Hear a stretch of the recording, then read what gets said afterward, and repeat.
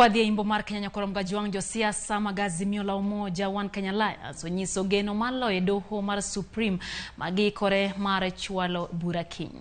Jalupo gai mar ODM Wycliffe Oparanya ma olose wachno bende okoni ok gimor gi okang' maduol matayo yiero pacho ka IBC choro nyime yiero ma Kakamega kod Mombasa. Judith Omondi nigi ler.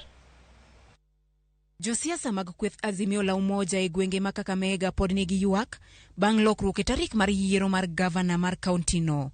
Ka otelnegi gi gavana Wycliffe Oparanya ma bende en jalupo gai mar ODM, giwacho ni pod gidwaro ni bagi yiero mana tarik 23 kaka nyocha IBC osechano motelo. Sisi watu wa Kakamega tunataka uchaguzi tarehe 23 mwezi August vile ilikuwa imepangwa.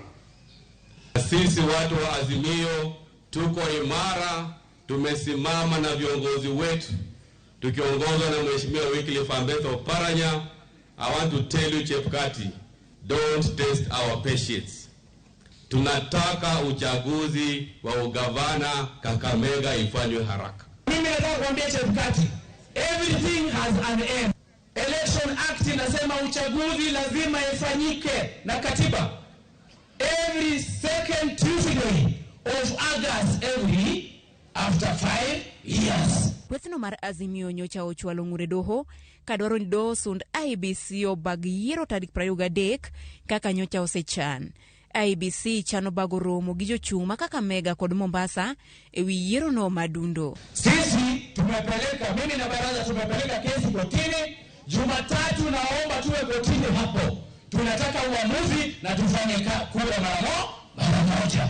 Tuko na MCS 48 out of 60.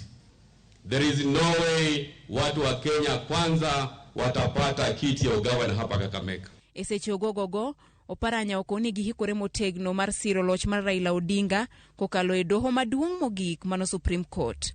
Okoni gisechoko neno moromo manyiso ni Raila imanyocha oyombo e yiero. Kesho vile mmeambiwa tunaenda kotini. Mimi nitakuwa kule kesho kusindikiza wale wanaenda kotini, kuona ya kwamba haki inafanyika.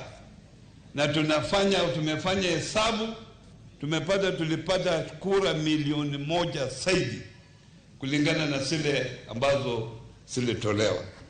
So muwe watulifu, tungojee uamuzi wa mahakama. Sisi hatutarudi uchaguzi.